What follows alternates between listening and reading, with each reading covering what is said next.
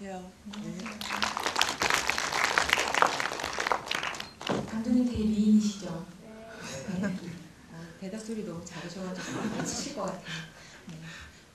감독님 이게 정확히는 3월 21일 날 개봉한 영화 맞죠? 예. 네. 오늘은 이 영화의 블루레이 DVD가 나와서 그거를 기념하기 위한 상영입니다. 그러니까 오늘 보신 영화의 감동을 집에서도 무조건 얼마든지 소장하실 수 있으니까 그 점을 유의하시고 오늘 얘기 들어주셨으면 좋겠습니다. 네. 일단 원래 관객분들 어떻게 보셨는지 소감이 되게 궁금한데 저도 오랜만에 영화를 다시 봐가지고 궁금한 점이 좀 많아서 제가 몇 가지 질문을 좀 드리면 좋을 것 같아요. 근데 저는 이 영화 끝나고 나서 3월에 봤을 때 내가 이런 생각했구나 그런 생각을 좀 다시 하게 되는데요. 우리가 흔히 멜로 영화나 로맨틱 코미디라고 영화라고 하면 장르의 관습이 되게 굳어져 있어서 그걸 깨는 게 되게 어렵다고 말을 많이 하잖아요. 근데 오랜만에 멜로나 로맨틱 코미디 장르 안에서 그런 관습을 벗어나서 내가 연애했던 거를 떠올리게 하는 현실적인 영화를 봤다 이런 생각을 많이 했던 것 같아요. 그런 지점에 대해서도 고민이 많으셨을 것 같은데. 그쵸. 이제 이 영화가 완성이 되기 위해서는 이 영화의 내용도 중요하지만 형식이 차지하는 비중이 굉장히 크다고 생각을 했고요. 지금 말씀하신 것처럼 이제 멜로나 그 로맨틱의 장르가 갖고 있는 관습을 깨는 게 되게 중요한 숙제였어요. 그리고 그런 저희 고민들이 실제로 영화 안에 좀 담으려고 노력도 많이 했고요.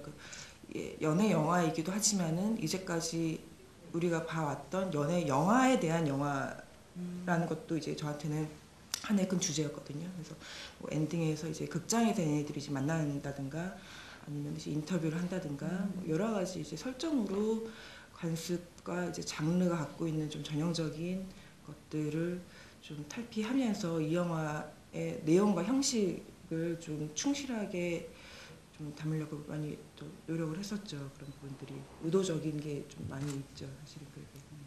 그래서 좀 세부적이면 재밌었던 것 중에 하나가 사실 감독님들이라고 하면은 영화 광 중에 영화 광들이시잖아요. 그래서 이게 되게 자기 영화 안에 어떤 영화가 나온다거나 극장이 나온다거나 주인공들이 영화를 보는 장면이 있으면 되게 자기가 좋아하는 영화들에 대한 애정을 막 드러내기 마련인데 감독님은 되게 쿨하게 이 영화 재미없다 이런 막 대사가 막 나오고 영화 보다가 나오고 안 보고 막 이러잖아요. 네. 그래서 그런 점이 되게 재밌다고 생각했어요. 네. 그래서 이게 뭐 어떻게 보면은 같이 영화를 만든 제작사 분들이나 아니면 투자사 분들이 저 한마디가 나올 줄 알았어요. 저 이거 우리 영화인데 재미없다고 하면 어떻게 하냐, 영화 안에서 재미없다고 하면 어떡하냐 이런 얘기를 하실 줄 알았는데 의외로 그런 얘기는 한마디도 안 해주시더라고요. 그래서 저한테는 이 영화 자체보다도 이제 현실의 연애를 이제 같이 극장에 오신 분들이 이제 느꼈으면 좋겠다 이런 의도를 가지고 이제 그런 대사를 넣었던 건데 또 한편으로는 어떤 자신감의 표현이기도 했고 오히려 역으로 좀 약간 치기 부리듯이 제가 썼던 대사인 것 같아요. 중간에 그 두 주인공이 재미있게 데이트를 할 때 보는 영화가 이제 미스 홍당무 또 그렇죠. 이경미 감독님의 미스 홍당무인데 그 뒤에 재미없어하는 부분에서는 이제 따로 그 목소리를 녹음하신 거죠. 예. 그 부분도 되게 재밌었습니다. 근데 또 형식적으로 보면 이 영화가 처음에 시작할 때 다큐멘터리 인터뷰 형식을 취하고 있잖아요. 그래서 처음엔 이 영화가 맨 처음에 이런 형식대로 가는 건가 하는 생각이 들어서 되게 그걸 주목했던 생각이 나요. 근데 영화를 보다 보면 다큐멘터리 형식만 강조되는 게 아니고 일반적인 극영화 형식이랑 다큐멘터리 형식이 이제 결합이 되면서 흘러가는 것 같아요. 그래서 그런 형식은 어떻게 생각하셨어요? 그러니까 어떤 설정을 정하기 앞서서 이제 로맨틱 코미디는 이제 멜로에서 주로 나오는 관습들을 먼저 많이 생각을 했었는데 시나리오를 쓰다 보니까는 가장 어려웠던 것이 그 남녀 주인공들의 내면을 반영을 해주는 조연 캐릭터가 항상 그런 영화에는 나온다는 것이었죠. 그러니까 주인공 친구. 나는 슬퍼, 나는 기뻐 이런 것들이 늘 이제 어떤 에피소드를 풀기에는 이제 한계가 있기 때문에 그런 대화 상대가 항상 존재하기 마련이거든요. 근데 그 역할을 어떻게 보면 이제 관객들한테 이제 그 중간자 역할을 하는 그 주인공과 관객들을 이제 매개시켜주는. 근데 저는 그런 역할을 정말 역할적인 역할, 도구 같은 역할을 영화에서 좀 만들기는 싫었어요. 오히려 되게 설명적인 역할이고 이제 한 인간미가 없을 수도 있는 그런 캐릭터가 돼버려서 그러면은 그런 역할을 만들지 말고 효과적으로 전달하는 방법이 무엇이 있을까라는 좀 고민을 하다 보니까 아예 그냥 그럼 다이렉트로 가자. 대놓고 그냥 얘기를 하자. 그게 처음에는 좀 받아들이기 어려웠던 게 너무 실험적으로 보여질 수 있다. 이게 상업 영화인데 그래도 그래서 되게 그 도입할 때는 좀 많이 망설이고 걱정도 많이 하고 그랬는데 이제 차용하기로 결정한 순간부터는 그 안에서 이제 유머나 거기에서 장점을 이제 많이 갖고 오려고 고민을 많이 했었죠. 그래서 이 영화가 되게 어떻게 보면 사랑 영화에서는 그 주인공의 심리를 막 따라가기 마련인데 그러다가도 이게 뭔가 인터뷰를 하면서 또 그런 카메라가 그 다큐멘터리를 찍는 카메라가 주인공을 바라보는 시점의 샷이라든가 그런 장면들을 통해서 속마음도 들었다가 그걸 또 되게 객관적으로 바라보게도 만들었다가 하는 지점들이 있는 것 같아요. 네, 그래서 이게 뭔가 등장인물들의 마음을 그냥 따라가기만 하는 게 아니라 아 나도 그랬지 하면서 좀 이렇게 멀리서 보게 하는 그런 지점의 균형들이 이 연애 영화를 이 사랑 영화를 되게 현실적으로 만들어준 것 같다는 생각이 좀 들었어요. 영화를 보면서. 제 취향상 이제 좀 드라이한 영화들을 좋아하기도 하고 기본적으로 이 영화가 차가운 영화라고 생각을 했어요. 그리고 저도 이제 멜로나 이제 로맨틱 코미디를 볼 때 약간 그 오글거린다는 표현이 있잖아요. 그런 것들을 잘 못 보는 성격이거든요. 예, 그래서 최대한 그런 표현을 하고 싶지 않았고 제가 만든 영화에서 그래서 그런 거를 제가 싫어하는 취향들을 쫙 비껴나가려고 이제 노력을 하다 보니까는 좀 그런 이제 톤이 만들어지게 되더라고요. 네. 그리고 이제 인물들이 다 주인공뿐만 아니라 이 영화가 또 이렇게 되게 재밌는 점 중에 하나가 인물들의 사랑과 연애 이야기가 또 이제 알차게 막 있잖아요. 근데 그 중에 또 한 명이 이 주인공 그 동희와 장령 사이에서 굉장히 이렇게 다람쥐 같은 역할을 해주는 차계장 역할. 박계장. 네. 죄송합니다. 박계장 역할을 해주신 분 있죠. 근데 그분도 너무 이제 어떻게 보면 소비가 될 수 있는 캐릭터인데 굉장히 맛깔나게 그 역할을 잘 해주신 것 같아요. 근데 이 영화에서 보면 주요 인물들이 다 자기만의 사랑니를 갖고 있는데 그분은 연애를 하시는 건지 안 하시는 건지 잘 모르겠더라고요. 그럼 그분 생각하실 때 영화 안에서 그분도 나름의 연애를 하고 계신다고 생각하셨어요? 아니요. 그 친구는 연애를 거의 짝사랑만 전문으로 하는 친구일 것이다. 이제 영희의 대사 안에서 이제 자기한테 키스하려다가 이제 몇 년 전에 이제 동희한테 맞은 적이 있다. 이제 살짝 이제 그런 소개를 하기도 했었는데 그 뭐 모든 등장 인물들이 오히려 이제 사랑을 할 수는 없을 것 같아가지고 네, 그런 인물을 넣었죠. 그래서 영화 끝나고 곰곰 생각해 보니까 그분은 사랑을 하면 어떤 스타일일까 이런 게 되게 궁금했거든요. 역시 왠지 짝사랑할 것 같다는 느낌이 맞았네요. 네.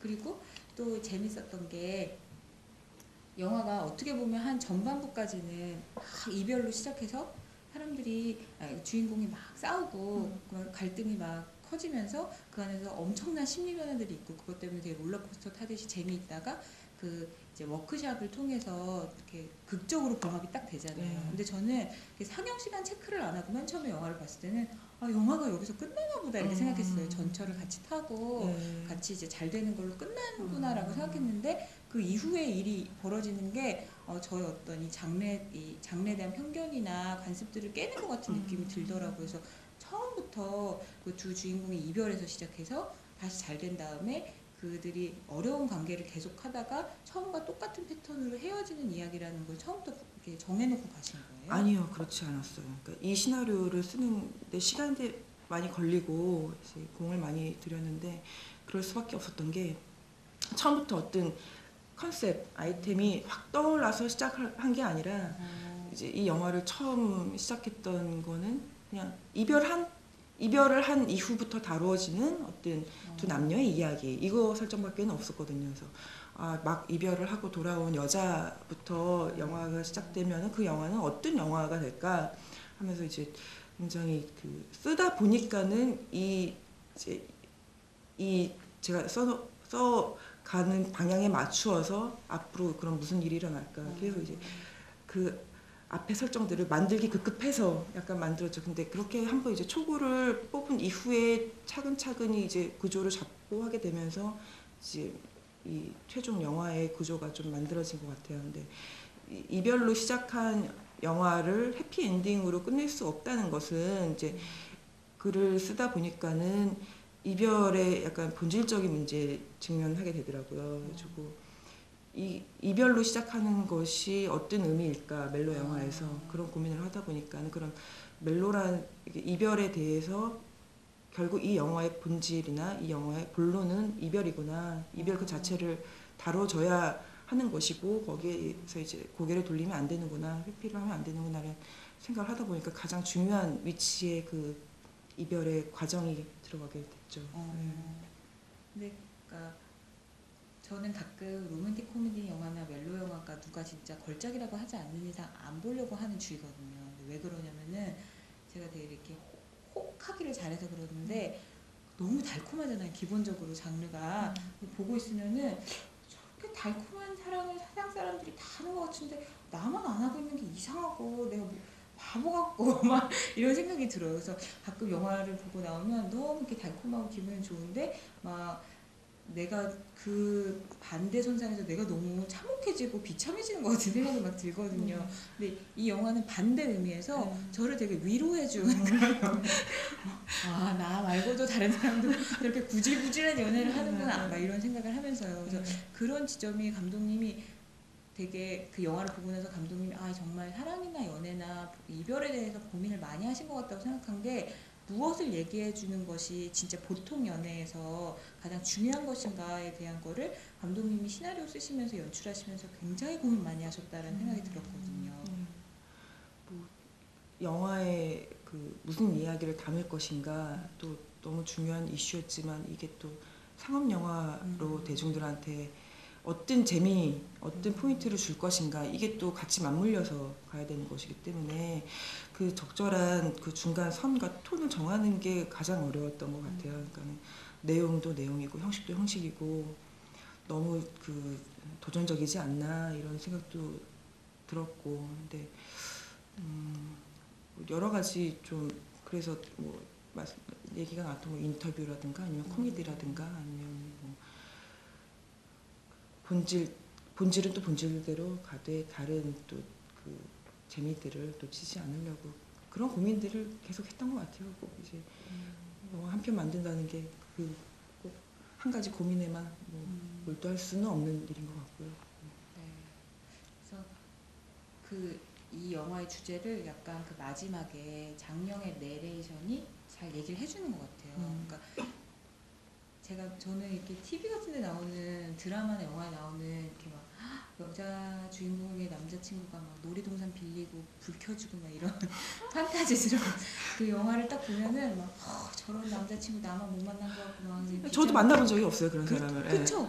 그 영화 속에만 있는 그런 사람인데 이렇게 되게 비참해지고 막 이랬는데 내가 하는 연애가 다른 모두들 그렇게 하고 있고 그게 이렇게 막 놀이동산 가서 불 켜주고 이러지 않은 연애 내가 하는 이런 보통 연애도 되게 아름다운 거구나라고 이제 장령이 얘기해 주는데 내가 저거를 첫 연애할 때 깨달았으면 그렇게 바보같이 방황 안 했을 것 같은데 뭔가 되게 성숙한 관점을 나한테 얘기해 주는 것 같다는 생각을 되게 많이 했어요.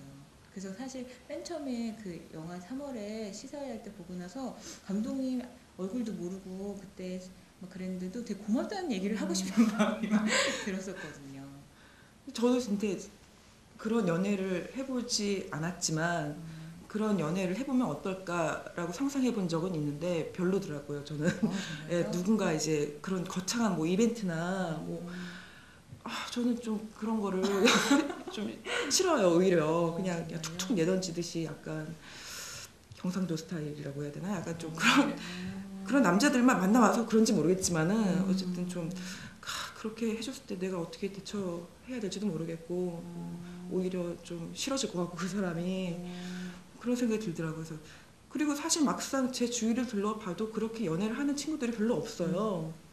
그리고 맨날 해주는 얘기가 뭐 울고불고 제가 나한테 뭐라고 했는데 나는 뭐 지금 왜 저렇게 무슨 말을 하고 근데 근데 사실 그것 때문에 되게 막 힘들다고 징징대면서도 속으로는 되게 그게 되게 재미있더라고요. 그래서 이게 좀 재미있는 부분인데 이거를 그냥 해도 사람들 재밌어 할 것 같은데 약간 이런 생각들이 있었던 것 같아요. 맞아요. 근데 저는 그 중간에 그럼 이제 동희와 영이 다시 사귀기로 한 다음에 되게 둘이 가장 어색한 서로 부담이 되는 관계라서 서로를 이제 같이 있는 게 부담되는 그 순간에 택시를 태워주면서 동희가 내일 놀이동산 가자 갑자기 그러잖아요. 근데 그 놀이동산이 첫 번째 이별의 장소였다는 걸 관객들이 이미 이제 밝혀진 정보라 알고 있잖아요. 네. 그래서 그때 동희는 그 두 번째 이별을 할 결심을 한 거예요. 아니, 저 오히려 그 반대로 다시 한번 우리가 잘 해보자. 어떤 마지막 그 희망의 불씨를 그 살려보는 듯한. 저는 이제 이 친구들이 그 첫 번째 이별에 대해서는 완전히 까맣게 잊었다고 생각을 했어요. 그 롤러코스터를 타기 직전에 그 모든 게 생각이 난 거지. 그 이전까지는 현재의 그 이별, 그 연애 과정에 그 고통스럽기 때문에 옛날에 그 이것이 똑같이 반복되었었던 거라는 거를 아마 생각하지 못할 것이다. 어떤 이별을 준비하거나 예감하지 못하고 롤러코스터를 탔으면 좋겠다는 생각이 들었거든요. 그래서 그거는 오히려 좀 반대 의미로 마지막에 그 회식 자리에서 둘만 남았을 때의 그 긴장을 서로 겪은 다음에 둘 다 위기감에 이제 겪고 이제는 여기에서 흘러가는 대로 둘 수는 없다. 우리의 노력이 어느 정도 더 들어가야 할 타이밍이다. 극적인 노력이 들어가야 할 타이밍이다. 이런 생각을 하지 않았을까라는 거에서 이제 갔죠. 저는 헤어졌던 사람이랑 다시 사귄 경우는 없거든요. 근데 이 영화를 보니까 그 헤어지고 다시 만나는 사람들이 되게 이렇게 잘해보려고 하는 부담감 때문에 서로 되게 솔직해지지 못해서 힘들어한다 이런 식의 이제 심리 설명이 나오잖아요. 근데 제가 이 영화 보고는 친구한테 그런 경험이 있는 친구한테 물어봤더니 진짜 그렇다고 하는 거예요. 그래서 감독님 그거 어떻게 하셨어요? 근데 이거 영화 개봉한 다음에 이제 인터뷰를 이제 기자분들이랑 하면 가장 많이 들었던 질문이 당신의 경험담이니까 이 질문을 굉장히 많이 들었는데 근데 저도 사실 헤어진 사람과 다시 만나본 적은 없어요. 그럼 어떻게 하셨어요? 근데 어떤 적이 있냐면은 계속 노력을 하자는 식으로 질질 끌었던 연애를 해본 적이 있죠. 그러니까 이미 싸운 경험과 그 사람 서로의 어떤 싫어하는 지점들을 알고 있는 상태에서 싸우지 말자라든가 우리가 좀 더 좋은 관계가 되어야 된다라는 강박을 가지고 움직였던 그때의 기억이 좀 많이 도움이 됐던 것 같아요. 그래서 꼭 이제 저의 경험담을 떠나서 이제 친구들, 그 영화를 하지 않는 중학교, 고등학교 친구들과 얘기를 해보면은 이제 오히려 그 친구들이 시나리오를 쓰는데 더 많은 도움을 줬던 것 같아요. 영화 주변 영화인들한테 이제 모니터를 받는 것보다 실제 그 우리 또래였으니까 이 영화에 나온 등장인물들이 하는 연애나 연애 방식이 우리 실제로 하고 있는 거였기 때문에 그런 데서 많이 그 차용도 했고 아이디어도 얻었고 인터넷도 찾아보고 그랬죠. 그 은행이란 공간도 되게 그러니까 그냥 딱딱한 회사고 이렇게 다 이렇게 벽 안에 있는 칸에 들어가서 일하고 복도에서 만나고 이러는 회사였으면 이 영화 분위기가 되게 달랐을 것 같은데 이런 은행을 딱 공간으로 정하신 것도 이 영화의 분위기를 뭔가 생생하면서도 되게 귀엽게 만든 요인 중에 하나인 것 같아요. 근데 어떻게 은행이란 공간을 생각하셨어요? 맨 처음에 이 영화가 시작됐을 때는 대학생 애들로 영화가 시작돼 있었어요. 그래서 한참 그 영화화를 하려고 프리프로덕션까지 들어가기도 했었는데 그 이후에 이제 영화를 다시 만들 기회가 왔을 때는 어쨌든 그 대학생 애들한테 없었던 좀 더 진한 성인들의 멜로로 이제 그 컨셉이 잡혀지면서 그 직장을 좀 물색을 하기 시작했는데 일단은 그 굉장히 영화적인 공간들 있잖아요. 예를 들면 무슨 우리가 잘 상상할 수 없는 어떤 사고가 일어나는 뭐 검사실이라든가 아니면은 되게 일상생활에서 우리가 잘 접할 수 없는 곳들, 영화에서나 많이 나오는 곳들 그런 것들은 일단 다 배제를 했어요. 왜냐면은 기본적으로 이게 현실 연애의 얘기니까는 누구나 그 공간을 상상할 수 있어야 한다. 저기선 저럴 법하지. 뭐 이런 그 공간 자체가 주는 그 낯섦이 없어야 한다. 이런 것들이 있어서 굉장히 많은 부분들이 이제 후보에 올라갔었어요. 학교도 있었고요. 선생님들도 있었고 동사무소, 아주 공무원들 그런 것도 있었고. 근데 이제 선생님 같은 경우에는 사실 멜로 영화에서 많이 다루어진 공간이잖아요. 그래서 좀 새로움을 줄 수가 없었고, 그래서 이런저런 생각을 하다가 은행이 좀 돈이 나오는 게 좀 그 서로 찌질할 수 있는 거잖아요. 되게 계산적이고. 그래서 이 영화의 주제랑 은행이랑 이제 돈이 나오는 소품으로든 나온다는 게 좀 어울릴 것 같더라고요. 그리고 사실 그 은행도 많이 이제 헌팅을 하면서 느낀 건데 많이 기계화가 돼가지고 사실 약간 더 점점점 삭막해지는 그런 공간이 되어 갔더라고요. 그래서 그런 좀 은행의 의미랑 이 관계의 의미가 좀 일맥상통하는 것 같다. 이렇게 생각이 들었죠. 그래서 은행으로 최종적으로 결정을 했었어요. 저는 그래서 이 영화 볼 때 끝날 거라고 생각했던 지점이 3군데 정도 있었어요. 그래서 맨 처음에 그 워크숍 끝나고 지하철 같이 탈 때 해피 엔딩이야 막 이러면서 한번 끝낼 줄 알았고, 그리고 나서 이제 다시 놀이동산에서 그 롤러코스터 타면서 마지막 의식을 하면서 끝날 때 그래 아름다운 이별이야 이러면서 끝낼 줄 알았어요. 근데 또 그 뒤에 이야기가 펼쳐지잖아요. 그렇게 그 뒤에 이야기를 붙이신 이유 뭐예요? 그 애초에 이 영화 시나리오를 썼을 때 제가 내렸던 엔딩은 사실 그 롤러코스터를 타고 헤어지고 영희가 집에 들어와서 좋은 이별이었다. 우리의 연애는 좋은 연애였다 하면서 스스로 이제 위안을 받는 게 저는 이 영화의 끝이었고, 사실 이게 영화의 끝이어야 된다고 굉장히 오랫동안 주장을 했었어요. 이제 같이 영화를 만드는 사람들한테. 근데 그 이후로 굉장히 오랜 시간이 걸렸고, 그 시간이 지나면서 이 영화를 보러 오는 관객들한테 나는 무엇을 줄 것인가에 대해서 되게 고민을 할 수밖에 없는 시간들이 있었거든요. 만약에 그때 제가 영화를 만들게 됐다면은 거기에서 이제 영화가 끝났을 것 같은데, 그 이후에 이제 좀 저한테 많은 시간이 주어지면서, 그렇다면은 이 영화의 엔딩은, 그러니까 이 영화가 주려는 메시지는 이별하세요인가? 이런 생각들이 막 들더라고요. 그래서 그건 아닌데, 단지 내가 이제 영화의 완성도를 위해서 영화의 완성도와는 별개로 어떤 관객들한테 무엇을 줄 것인가, 이 고민을 하게 되더라고요. 그래서 결국에는 그 끝이라고 생각하는 모든 것이 우리한테는 끝이 아니라 과정일 뿐이다. 그것이 제가 이 영화를 만들어 온 과정하고도 되게 많이 닮아 있거든요. 그러니까 영화가 한번 엎어지면서 나한테는 이 영화가 이제 끝이구나. 다시는 이 영화는 만들어지지 못할 것이다. 이런 생각도 한 적이 있었고, 이별을 했죠, 이 영화와. 그런 적도 있었고, 그리고 실제로 뭐 다른 감독님의 손에 이제 간 적도 있었고, 그래서 이 일련의 과정들을 굉장히 겪으면서 끝이 사실은 끝이 아니라 그냥 끝이라고 생각했던 것조차 과정의 일부구나. 그래서 굉장히 좀 거시적 관점이 생겼다고 봐야겠죠. 그런 경험과 이제 그런 관점을 갖게 되면서 좀 더 엔딩에서 이게 진짜건 가짜건 간에 희망을 줘도 좋겠다. 영화의 완성도와는 별개로 좀 더 그 기쁨을 드릴 수 있겠다. 좋은 의미를 더 줄 수 있겠다. 이런 생각이 들더라고요. 그래서 에필로그가 들어가게 되는 것 같아요. 감독님 되게 성숙한 인간인 것 같아요.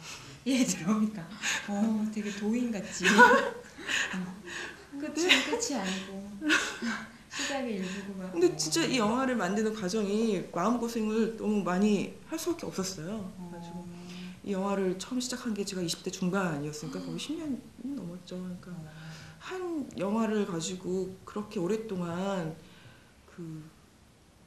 할 수 있었던 것 자체가 너무 많은 생각을 하게 만들었고, 저에 대해서도 막 생각하고 사람들에 대해서도 생각하고 되게 많은 것들이 오고 가고 하면서 좌절도 겪고 뭐 성공한 성취감도 느끼고 되게 많은 것들이 나한테 줬죠. 근데 진짜 그 시간들이 아주 길었던 거는 감독님한테 막 결국 좋은 일이라고 할 수는 없지만, 그렇게 켜켜이 쌓인 생각들이 이렇게 영화에 아주 이렇게 세부적인 단위로 모여 있으니까 이 영화를 보고 우리가 다른 사랑 영화랑 좀 다른 성숙하고 현실적인 사랑 영화 같다라고 느낄 수 있게 된 것 같아요. 그렇게 위안을 삼는 것이 끝이 좋으면 다 좋은 거죠. 아 근데 그 마지막에 그러면 둘이 같이 짜장면 먹으러 갈까? 막 이러면서 이제 얘기하잖아요. 근데 사실 그 시사회 가면은 그 서로를 볼 수 있을 거라는 기대를 둘이 했을 거 아니에요. 네. 그래서 김민희 씨가 엄청 예쁘게 하고 오잖아요. 네. 막 머리 그쵸. 그거 혼자 할 수 없는 고데기 머리 막 이렇게 하고 그쵸. 막 빨간 립스틱 바르고 막 미니스커트 입고 오잖아요. 그리고 이민기 씨도 그날 입고 오는 의상이 이렇게 와이셔츠 같은데 컬러가 이렇게 범상치 않고 막 이런 네. 거잖아요. 근데 둘이 뭔가 잘해보려고 마음을 먹고 가는 건가요? 그 블루레이를 보시면 삭제 영상이 있어요. 사실은 그 두 사람 다 티켓을 받은 이후에 내일 시사회를 갈 것인가 말 것인가 고민하는 부분들이 있거든요. 그날 밤 각자의 집에서.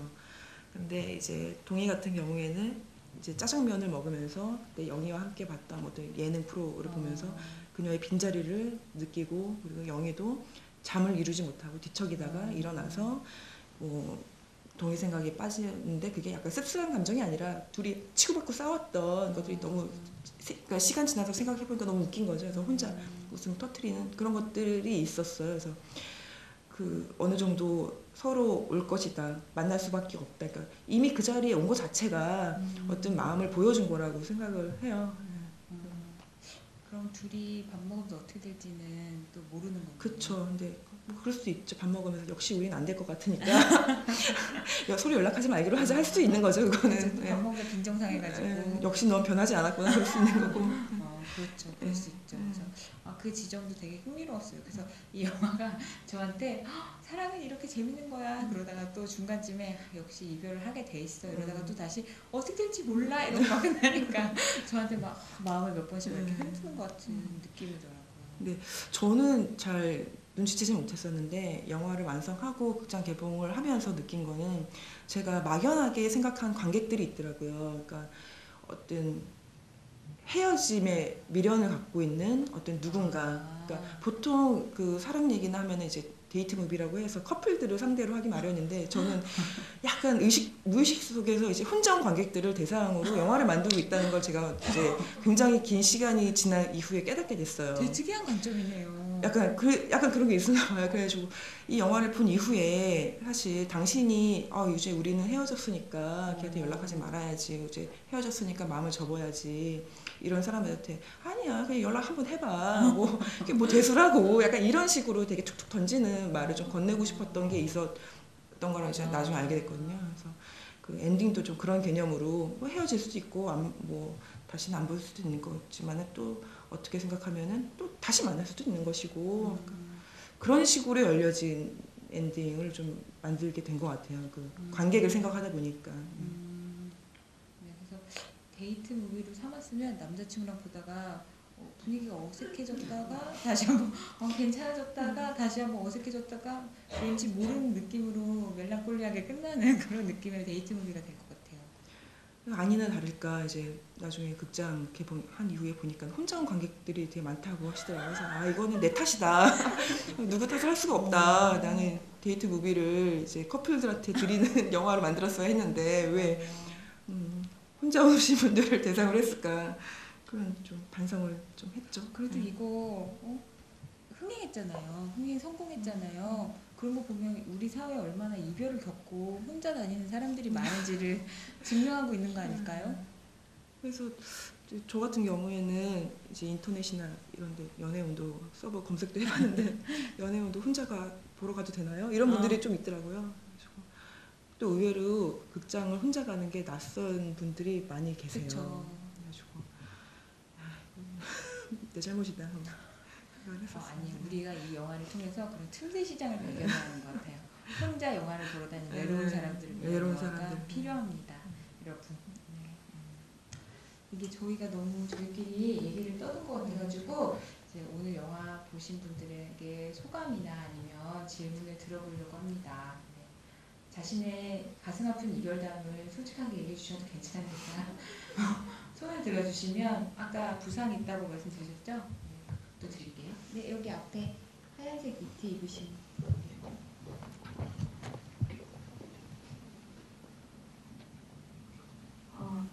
네, 영화 너무 잘 봤는데 저는 이 영화를 개인적으로 2번 봤거든요. 오늘이 3번째인데 처음에 남자친구랑 봤거든요. 근데 제가 남자친구랑 오래 연애를 하고 사이가 약간 안 좋은 상태였었어요. 그래서 로맨스 영화인 줄 알고 기분 전환을 하려고 봤는데 그 놀이공원에서 그 영희가 우는 장면에서 저도 굉장히 많이 울었었거든요. 남자친구분 옆에 계신데 그 장면이 네, 없었어요? 네. 남자친구가 표정이 굉장히 안 좋더라고요.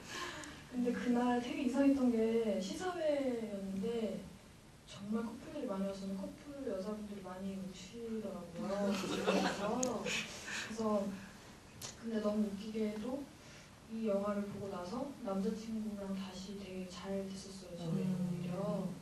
그리고 두 번째는 이제 친구들이랑 봤는데 친구들도 굉장히 씁쓸해 하더라고요. 몇 번씩이나 그래 사랑이라는 게 그렇지 하면서 그래서 다들 되게 저한테는 많은 의미를 준 영화였는데 기자님이 질문을 다 하셔가지고 저는 사실 결말이 되게 궁금했는데 그냥 간단하게 질문을 하면 이 영화가 왜 청소년 관람 불가인가 굉장히 궁금하거든요. 그렇게 야한 장면이 안 나오는 것 같은데 왜 청소년 관람 불가인지 굉장히 궁금합니다. 제가 말씀드릴까요? 제가 그 영상물 심의 등급위원회를 대표하는 사람은 아니지만 그거는 이제 그쪽에서 이렇게 등급을 신청하면 그쪽에서 일반적으로 내려주시는 등급이에요. 근데 일반적으로 왜 이런 등급이 나왔는지 이해하지 못하는 사례들이 종종 있기도 합니다. 근데 그러니까 그런 소견이 정확히 아주 구체적으로 나오진 않거든요. 근데 아마 그분들은 18세 이하의 사람들에게 이별의 씁쓸함을 알려주는 게 정서적으로 맞지 않는다고 생각하시는 게 아닐까요? 꿈나무들에게 사랑은 달콤한 거라고 얘기해주고 싶으셨나 봐요. 답변이 안 두드려서 죄송해요. 감독님 뭐 하고 싶으신 말씀 아니요, 있어요? 적절한 말씀을 해주셔서. 근데 처음 이제 19세 판정이 나왔을 때 이제 우리도 어떤 수위 조절 면에서는 노력을 한다고 한 게 있었기 때문에 좀 당황스러운 건 사실인데 좀 우리 또 내부적으로는 약간 스스로 위안을 한답시고 애들이 봐서 뭘 알겠냐 이런 얘기도 있긴 있었어요. 그러니까 이거는 사실은 30살 이상이 되어야지 등급은 이런 얘기도 이제 관계자들 내에서는 그냥 위로한답시고 그런 얘기들이 오고 왔었거든요. 지금 말씀해주신 관객분은 20대시죠? 네, 성숙한 관객분이신 것 같습니다. 영화 좋게 봐주셔서 감사합니다. 남자친구분이 앞으로도 잘 되시길 바랄게요. 또 얘기해 주실 분 있으세요? 네, 일단 여기 앞부분한테 먼저 마이크 넘겨드릴게요. 우리 앞줄에, 같은 줄에 계시는 여자분. 네, 그 제목에서부터 그 한세린 감독의 연애 목적이 떠올랐었거든요. 크레딧에도 한세린 감독님이 있으시더라고요. 그래서 어떤 작품에 하셨는지 궁금해서 그리고 두 번째는 감독님의 동기가 혹시 이 영화를 보고 나서 영화 봤다고 연락이 오거나 뭐 그런 일이 있는지 얘기해 주시면 애초에 이 영화는 헤어지다라는 제목으로 제작이 됐었어요. 근데 한재림 감독님은 저 학교 선배님이셔서 애초에 제가 이 헤어지다라는 시나리오를 쓴 다음에 이제 한재림 감독님한테 시나리오를 이제 보여드렸죠. 모니터 차원에서. 근데 그때 이제 한재림 감독님은 이 영화는 만들어지면 좋을 것 같다라는 생각으로, 그래서 그 지금의 이 결과적으로 연애 온도를 만들게 된 제작사와 연결을 해주셨어요. 그래서 근데 우리는 헤어지다라는 제목으로 촬영을 마쳤고 편집을 했고 음악까지 했고 끝까지 갔는데 이제 마지막 순간에 이제 그 헤어지다라는 제목 자체가 좀 네거티브한 인상을 줄 수가 있을 것 같다라는 좀 내부 모니터가 나와가지고 제목에 대해서 이제 고민을 하다가 사실 연애 온도라는 제목은 제가 정한 제목이 아니고요. 그 저희 투자사 분들의 그 의논 결과 나왔는데 사실은 저도 연애의 목적과 너무 유사성이 느껴지는 제목이 있고 또 이게 현실적인 멜로를 보여준다는 면에서 지나치게 그 타 영화가 그 연상되지 않을까, 이 영화의 독립적인 관람을 좀 방해하지 않을까 이런 게 되게 많이 걱정이 됐었거든요. 근데 지금은 잘 받아들이고 이제 가고 있지만은 어쨌든 한지린 감독님과의 인연은 그렇게 되고 크레딧도 이제 그런 역할을 해주셔서 올라가게 된 거고요. 저의 동의는 없어요. 근데 좀 누구 어떤 특정한 사람을 제가 이 영화를 만든 건 아니거든요. 제가 어떤 동일한 인물은 어떤 창작을 한 인물이고 누군가를 모델로 두고 이제 작업을 한 건 아니라서. 답변이 되셨나요? 네. 다음에 저기 손 들어주신 분 계신데 저 뒤에 계시는 안경 낀 남자분한테 마이크 좀 주세요.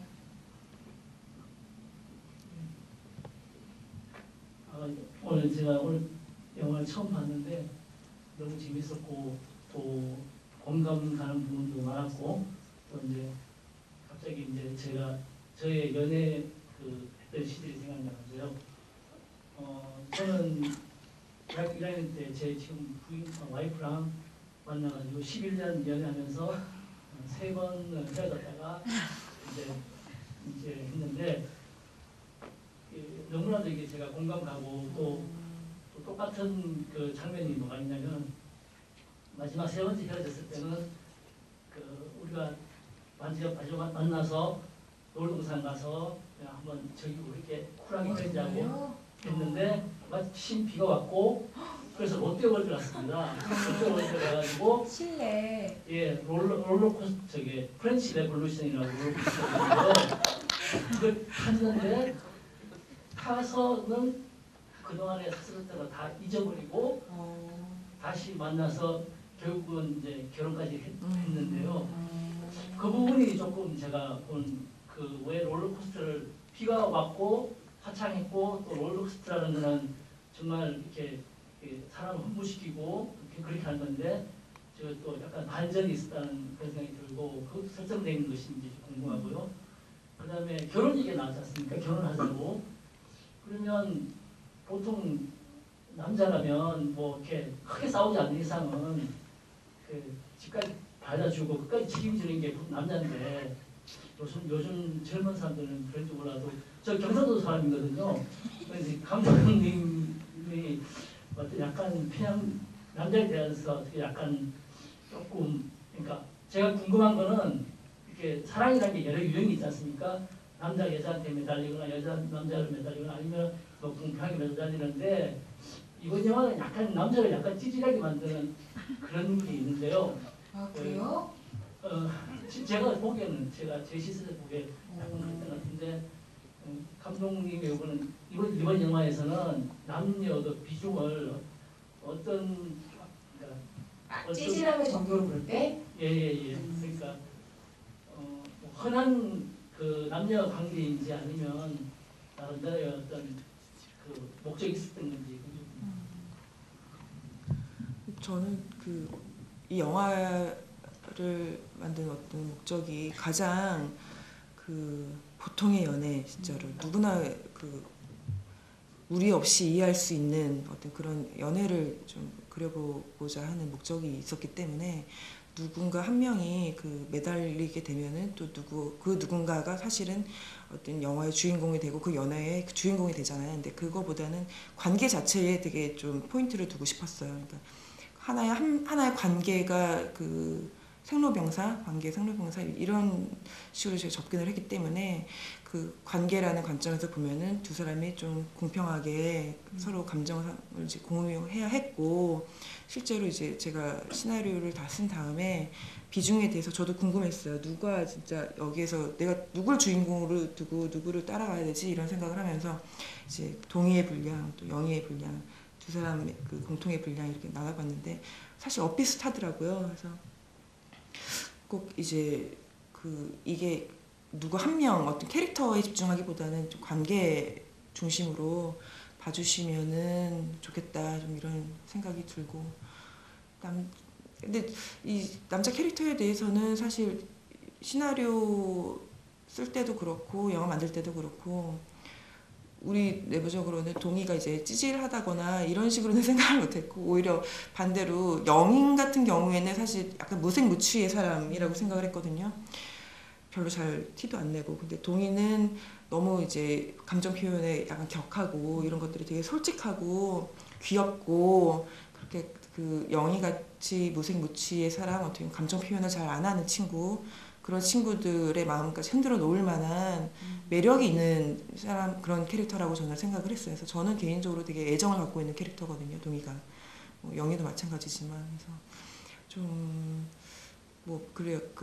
뭐 보시기에 따라서는 어떤 시선에 따라서는 찌질하다고 볼 수도 있겠지만은 좀 더 애정을 가지면 그 찌질함도 좀 귀여워 보이지 않나. 네. 저기 질문 주신 분이 너무 멋있으셔서 그러신 것 같은데 제가 만났던 남자들도 이 정도는 다 찌질하던데요. 그리고 약간 모르겠어요. 제가 여자라 여자 편을 봐서 그런지 모르겠는데 예를 들면 사실 찌질하는 정도로 어떤 행위로 카운트를 해보면은 영희가 막 300만 원 달라고 그럴 때 노트 부셔서 줄 때가 이럴 때는 같은 여자로서 되게 부끄럽더라고요. 근데 그러니까 그렇게 찌질한 짓을 한 거를 이렇게 좀 나눠보면은 이렇게 동희가 술 먹고 회사 사람들 앞에서 말도 안 되는 짓거리 한 거랑 영희가 300만 원 달라고 또 그 앞에서 세고 있는 거랑 되게 이렇게 좀 비슷한 감정이 아닌가 그러면 싶고 여기 솔직히 말하면 영희도 찌질하고 동희도 찌질하고 우린 모두 찌질해 이렇게 다 얘기를 해주는 것 같은 느낌이었습니다. 제 개인적으로는. 동의에 대한 좀 변명을 조금만 제가 하자면은 사실 저는 그렇게 자기 그 주변 시선에 상관없이 자신에 대한 표현을 적극적으로 한다는 것 자체가 되게 용감하고 건강한 정신 상태를 갖고 있는 사람만 할 수 있다고 생각을 해요. 오히려 이제 영희 같은 경우가 그 자기를 구속하고 표현하지 못하고 이런 것들이 되게 좀 비겁해 보이는 순간들이 있었거든요. 근데 거기에 대한 이야기를 좀 힌트를 마지막 그 놀이공원에서 두 사람이 싸울 때 그런 이야기를 좀 내포하려고 하기도 했었어요. 그래서 후반부에 그 동희가 그 회사에서 눈치를 보게 되고 자기가 했던 행위에 대한 결과로 그 영희한테 맞춰주려고 하고 그 오히려 영희 입장에서는 옛날에는 자기 속을 썩이게 만들기도 했었지만은 되게 자유롭게 자기를 사랑해줬던 모습과 지금 자신을 구속하면서 억지로 자기한테 맞춰주는 모습을 비교해 봤을 때 오히려 얘는 더 이상 나를 사랑하지 않는다라는 결론이 이런 자기 자신을 구속하는 모습에서 이제 판단했다고 저는 느꼈거든요. 그래서 저는 그런 의미에서 동희가 참 찌질함이랑은 약간 오히려 정반대죠. 되게 건강한 캐릭터라고 좀 보는 시각으로 영화를 만들었거든요. 그래서 네, 사람이 자기가 찌질한 거 좀 인정해야 건강한 것 같아요. 네. 좀 화나는데 화도 내고 좀 뒤엎고 싶은 막 좀 약간 뒤엎고 이래야지 사람이 스트레스가 없지. 눈치 보고 이러면은 꼬이더라고요. 네. 그리고 롤러코스터 얘기. 네. 그 롤러코스터 같은 경우에는 놀이공원에서 일어나는 모든 일 자체가 이 친구들이 지나왔던 모든 것들을 좀 함축하는 일이라고 생각을 했어요. 그래서 그 롤러코스터는 그쵸 의도가 된 거죠. 이 친구들이 이별을 인정을 하게 되는데 이제 놀이공원 자체가 이 친구들이 겪었던 거대한 어떤 위기이기도 하지만은 함축된 것이라고 하면은 가장 또 상징적으로 줄 수 있는 게 롤러코스터라고 생각을 해서 사실 지금 영화에 표현된 것보다 롤러코스터 장면이 훨씬 더 길고 스펙타클하고 되게 화려한 영화의 그렇게 저는 이제 포인트를 잡고 작업을 했는데 이제 예산 문제도 있었고 그래서 최소한의 어떤 컨셉만 이제 보여주는 식으로 이제 최종 결과물로 이렇게 나온 것 같아요. 그래서 롤러코스터를 통해서 약간 그 연애의 의미 이게 좀 의미적으로 의도가 된 부분이 있습니다. 근데 롤러코스터 타는데 그렇게 예쁜 남녀는 제가 이 영화에서 처음 본 것 같아요. 막 그 중간에 자기도 모르게 사진 찍히는 거 있잖아요. 그거 보고 나오면 막 찢어버리고 싶잖아요. 너무 이상해가지고. 저는 너무 놀랐어요. 이 친구들이 이쁘게 타길래 그것도 그 고속 촬영을 해가지고 표정이 다 잡힐 수밖에 없었는데 되게 저게 어떻게 표현이 되는지 모르겠지만 어쨌든 저도 직접 저걸 타봤거든요. 근데 저게 위에서 그냥 앉아서 타는 게 아니라 위에서 매달려서 막 타고 이런 거라서 상당히 무섭더라고요. 그래서 울고 다른 스태프들은 막 그랬어요. 그래서 그 스태프들 대상으로 이제 그 실험도 미리 그 리허설도 하고 있는데 도저히 저런 표정이 나올 수가 없는데 역시 연기자는 다르구나 이런 생각을 했어요. 롤러코스터 탔는데 저 정도 아름다우면 이별하려는 마음 바꿔먹을 수도 있을 것 같아요. 결혼해야 되겠구나 하는 생각이 들 것도 같습니다. 근데 저 죄송한데 궁금한 거 하나 있어요. 왜 그렇게 연애와 이별을 겪으면서 아름다운 결혼을 하신 사모님은 어디 두시고 혼자 보내셨어요? 제 나이가 되면요. 집에 지금 제 아이는 이제 수험생이고 제가 여기는 거의 뭐 매주 토요일로 오는데 영화를 참 많이 보게 되는데 뭐 청소를 한다거나 뭐 일을 가사 일을 도와주지 않으면 밥을 얻을 먹을 수도 없고 그런 나이가 됐습니다. 그래서 지금 자주 영화 보러 오는데 오늘은 다른 일이 있어서 그렇습니다. 네, 그 DVD 구매하셔서 집에서 사모님과 함께 보시면서 추억을 새록새록 되돌리시길 바라겠습니다. 또 하실 말씀 있으세요? 손을 너무 많이 들어주셔가지고 제가 먼저 마이크 드릴게요. 앞에서 5번째 줄에 앉아 계신 여자. 네, 영화 재밌게 잘 봤습니다. 그 로맨틱 코미디 하면 떠오르는 여배우들이 몇 명 있는데 김민희 씨는 사실 그 전에 화차나 배은주 감독 영화에서 보긴 했지만 그 이런 좀 뭔가 하나 내려놓은 것 같은 그런 연기를 되게 보고 인상 깊었거든요. 근데 그 배우를 그 이민기와 김민희를 선택하시려고 했을 때 좀 어떤 걸 많이 고려를 하셨는지 그게 궁금하고요. 두 번째는 그 이번 영화도 재밌어서 그 이전에 감독님이 그 연출하셨던 그 영화도 찾아보려고 지금 하고 있는데요. 그 궁금한 건 다음 영화 어떤 거 계획하고 계시는지 계속 사랑에 대한 어떤 다양한 모습을 보여주는 쪽으로 치중을 하실 건지 아니면 방금 얘기가 나왔던 한재림 감독님처럼 전작은 연애의 목적이었지만 그 다음 작 관상으로 되게 대박 치셨잖아요. 그래서 다음 영화가 궁금합니다. 어떤 영화를 보여주실지. 그 미니 씨 같은 경우에는 제가 이제 뭐 선택을 했다라는 개념보다는 사실은 이 시나리오 자체가 좀 여러 배우들이 보게 된 계기가 있었어요. 근데 그때 이제 미니 씨 측에서 이제 시나리오 되게 잘 봐준 게 있었고요. 그리고 미니 씨 같은 경우에는 제가 마음에 들었던 부분은 정형화된 어떤 미녀 이미지라기보다는 굉장히 매력 있고 실제로 만나보니까는 저는 그 미니 씨 만나기 전에는 되게 패셔니스타 그리고 되게 도도하고 시크한 이런 이미지가 있었는데 실제 그 저를 만나러 이제 나온 자리에는 너무 그 청바지에 티셔츠에 맨 화장기 없는 얼굴에 이제 왔는데 그게 되게 인상 깊더라고요. 그게 그리고 이제 몇 마디 나눠보니까는 굉장히 화려한 그런 여자일 줄 알았는데 너무 비슷한 점이 많고 말도 너무 잘 통하는 거예요. 그래서 그 어떤 되게 믿음이 생겼고 그런 과정에서 이제 민기 씨 같은 경우에는 사실 되게 고마운 거는 그 미니 씨가 이제 같이 합류하기로 한 이후에 동의 역할을 많이 찾지 못하고 있었어요. 그 많은 남자 배우들한테 이제 거절도 받았고 근데 되게 비슷한 경우죠. 그 민기 씨가 직접 시나리오를 보고 굉장히 호감을 표해 줬는데 사실은 시나리오 이전에 이제 모니터를 받아보면은 동의 역할에는 이민기가 딱이다 이런 얘기가 몇 번 있었거든요. 근데 그때 이제 민기 씨한테는 다른 영화 스케줄이 있어서 스케줄상 겹쳐서 이제 시간을 못 건네고 있던 차에 어떻게 인연이 되다 보니까 이제 그렇게 만들어진 거죠. 그래서 그렇게 됐고 이제 차기작 물어보셨죠. 네. 차기작은 사실 뭐 관객분들한테는 그냥 어떤 영화가 툭 나온 거겠지만 저한테는 이 영화가 한 몇 년 동안 시나리오를 쓰면서 제 안에서는 멜로 영화를 몇 편이나 만든 것 같거든요. 물릴 정도로 멜로는. 그래서 다음 영화는 그 좀 색깔이 다른 영화 좀 준비하고 있고요. 약간 스릴러와 코미디 장르 완전히 좀 멜로성은 아예 좀 느껴지지 않는 그런 영화가 될 것 같아요. 네. 기대해 주십시오. 네. 또 다른 분 네. 여기 앞에 여자분 회색 코트 입으신 네, 여기 앞에서 옆에서 네 번째 줄 맨 끝에 앉아 계신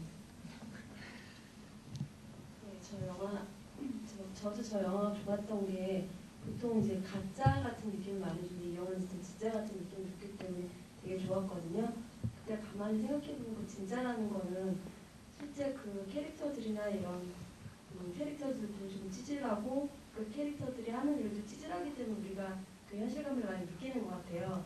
근데 그에 비해서 그 주변 인물들은 제가 생각하기에 약간 좀 쿨하다는 느낌이 있었거든요. 그 민 사장님 캐릭터나 그 라미란 씨 동의 때문에 어쨌든 좀 굉장히 큰 망신을 당하고 큰일을 겪은 건데 되게 좀 반응이 좀 쿨하게 나오고 같은 직장에서 이렇게 불륜 저지른 남녀가 어떻게 지점이 딴 데로 가지 않고 이렇게 있는 부분들은 물론 영화 속에서는 되게 유머러스하게 표현은 됐는데 그 연애 감정이 되게 현실적으로 그려진 거에 비하면은 사실은 약간 비현실적인 느낌이 있었거든요. 그런 균형감은 어떻게 생각하셨는지.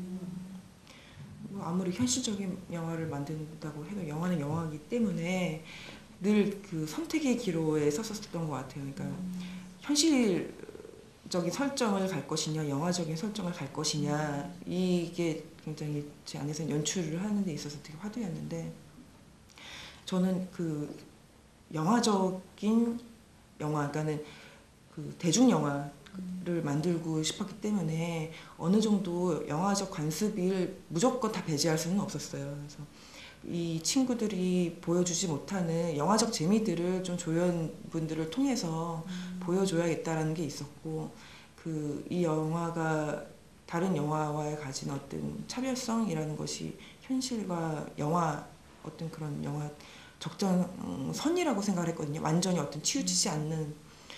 그래서 그걸 찾다 보니까는 이 친구들이 리얼하면 리얼할수록 현실적이면 현실적일수록 조연분들한테는 오히려 좀 더 영화적인 거를 좀 많이 내가 기대를 했던 것 같고, 그리고 이제 두 사람의 연애 이야기에 좀 관객들이 집중할 수 있기를 바랐기 때문에 쓸데없이 이제 어떤 논리상의 이유 때문에 이야기를 더 만들어가는 경우도 있는데, 이제 좀 그런 것들은 좀 과감히 좀 쳐내는 작업들도 있어서 오히려 그게 더 좀 영화적으로 보이고 비현실적으로 보이고 그렇게 보여진 것 같아요, 제 생각에는. 근데 만약에 그거를 그 정확한 톤, 그러니까 감독님이 원하시는 약간 현실적인 것과 조금 다른 영화적인 톤을 딱 맞춰서 배우들이 연기해줬기 때문에 그 주인공들의 이야기와 약간 영화적인 조연들의 이야기가 딱 맞았지, 안 그랬으면 굉장히 이질적인 두 개가 왔다 갔다 하는 느낌이 들었을 것 같아요. 근데 여기 이 영화에도 좋은 점 중에 하나가 그 조연 캐스팅 하나하나가 연기를 다 너무 잘하시는 분들이 붙어가지고 되게 맛깔나요. 뭐 여러분이 다 알고 계시겠지만 라미라는 배우님이나 최무성 배우님이나 제가 그 계장님 이름 김강현 씨. 네, 그 SK 통신사 광고에서 이렇게 여자친구 영화 볼 때마다 바꾸시는 그분이거든요. 근데 너무 잘해가지고 진짜 그 장면이 너무 귀엽고 예뻤어요. 제가 운이 좋았던 거는 시나리오를 쓰면서 배우들을 대입해서 쓰는 경우가 많이 있는데, 거의 제가 그 베스트라고 생각했던 조연분들을 다 동참해 주셨어요. 라미란 선배님도 사실 그 미리 제가 이미지를 생각하면서 시나리오를 쓴 게 있거든요. 그 김강현 그 박계장도 사실 영화 경력이 하나도 없는 분이세요. 연극만 하시던 분인데 연극을 본 그 연기 톤이 너무 좋아서 어울릴 것 같아가지고 그런 캐릭터를 만든 게 어떻게 보면 이제 기본적인 배우를 그 재료를 가지고 제가 좀 작업을 하고 결과적으로 그 배우들이 연기를 해줬기 때문에 운 좋게 이제 이런 결과물이 나온 것 같거든요. 제 생각에는. 그래서 사실 그 영화 경력이 없는 거가 약간 두려움이 될 수도 있는데 되게 동참을 해주셔서 좀 고맙죠, 되게. 너무 귀여웠습니다. 이게 시간이 얼마 안 남아서요. 거의 이제 마지막 순서가 될 것 같은데 질문 있으신 분 있으신가요? 아니면 소감을 얘기해 주셔도 되고요. 네, 여기 후드티 입으신 관객분.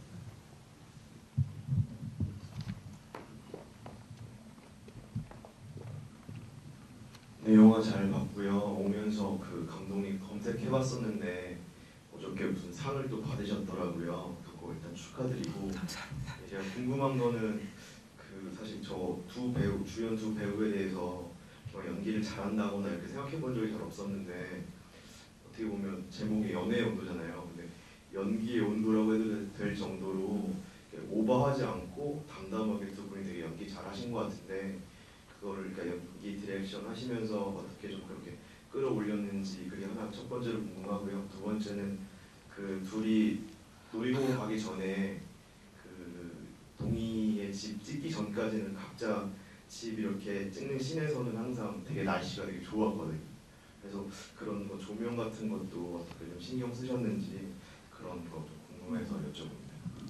그 연기 같은 경우에는 이미 이제 시나리오에 시나리오를 끝까지 읽다 보면은 저의 이제 어떤 스타일이 나오기 마련인데 시나리오 안에서 그거를 보고 이 친구들이 이미 이 영화의 톤이나 연기 톤에 대해서는 인지를 한 상태에서 만나게 됐어요. 그리고 사실 그 미니 씨 같은 경우는 화차에서 되게 강한 캐릭터를 보여줬잖아요. 강한 연기를 보여줬고, 그리고 민기 씨 같은 경우에는 이제 오싹한 연애나 이제 그런 영화에서 어떤 장르가 요구하는 연기들을 많이 했다는 말이죠. 그러니까 그 본인들이 어떻게 보면은 이런 생활 연기에 대한 욕심이 기본적으로 있었어요. 이 영화를 만나기 전부터 이런 연기를 해보고 싶고 이렇게 좀 내려놓고 이제 진짜 자기를 좀 보여주는 듯한 오버하지 않는 그런 연기를 보여주고 싶은 욕심이 있었기 때문에 사실 연기 지도는 그렇게 어렵지가 않았고 그런 면이 있었기 때문에 그런 방향, 기본적인 가고자 하는 방향들이 잘 맞았고, 그래서 저의 역할이라고 하면 현장에서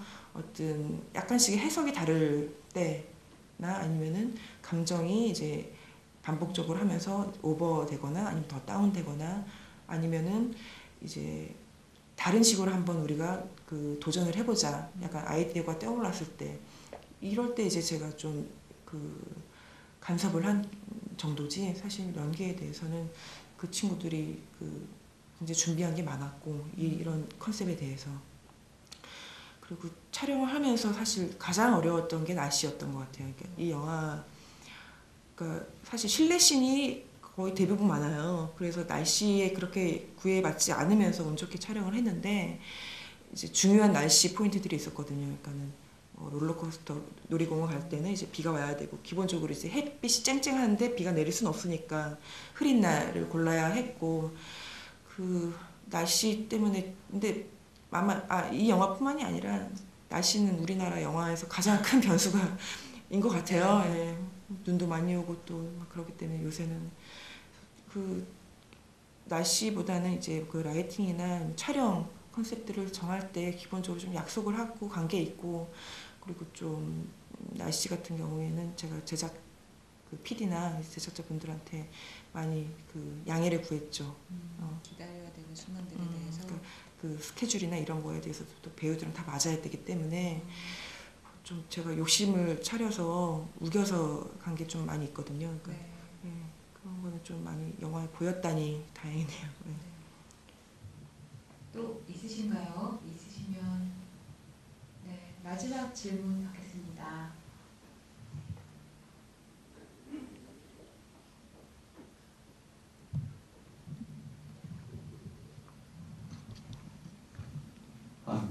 원래 수업 끝날 때는 질문을 많이 하면 안 되는데 죄송합니다. 네, 아닙니다.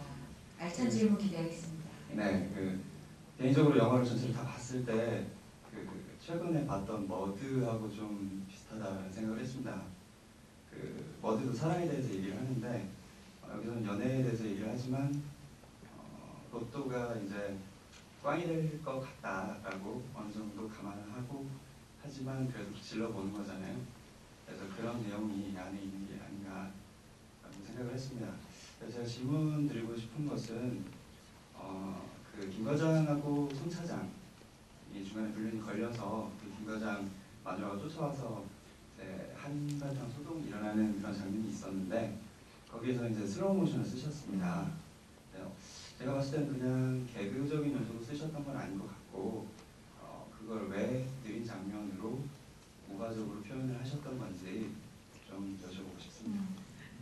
뭐 불륜 애초에 이제 불륜 설정을 넣은 것도 그렇지만은 불륜이 우리는 참 그 더럽고 비윤리적으로 이제 생각을 하지만은 당사자들한테는 되게 로맨스인 거잖아요. 절절한 사랑이잖아요. 절절한 사랑이잖아요. 그러니까 좀 뭐 어떤 이 영화가 갖고 있는 의미적인 면에서 봤을 때 그렇게 누군가의 가치가 들어가지 않은 그 본인들만의 사랑에서 그 본인의 의미가 가장 중요하지 않는가, 전체적으로 보면 그런 주제이기 때문에 분류는 좀 그런 식으로 다뤄주고 싶었어요. 그러니까 슬로우나 좀 유머러스하게 보여준 것 자체가 분류에 대해서 그 어떤 객관적인 가치 평가를 관객들이 내리지 않았으면 좋겠다. 그냥 이 커플을 그냥 커플로서 그냥 되게 귀엽게 봐줬으면 좋겠다. 불륜이라는 어떤 낙인이 있지만 그런 의미 때문에 이제 그 김과장 캐릭터나 손차장 캐릭터나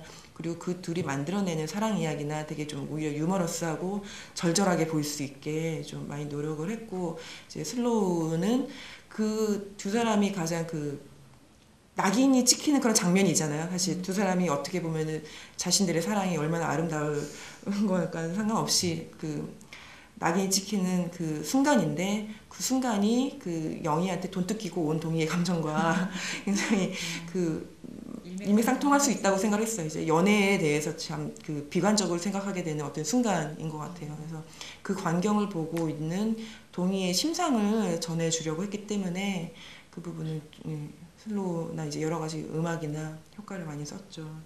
나레이션도 들어갔고요. 열띤 질문 많이 해주셔서 너무 감사합니다. 이게 시간이 끝나가지고요. 저희가 이제 물러가야 될 것 같은데요. 연말에 소중한 시간 내주셔가지고 이 자리에 영화 보러 와주셔가지고 너무 감사합니다. 끝으로 감독님 인사말 듣고 이제를 마칠까요? 네.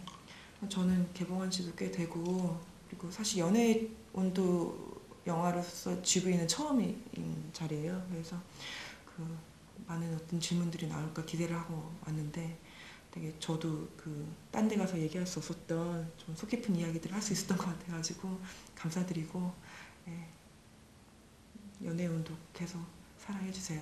네. 연말 좋게 보내시고요. 새해 복 많이 받으세요. 그럼 집으로 무사히 돌아가시길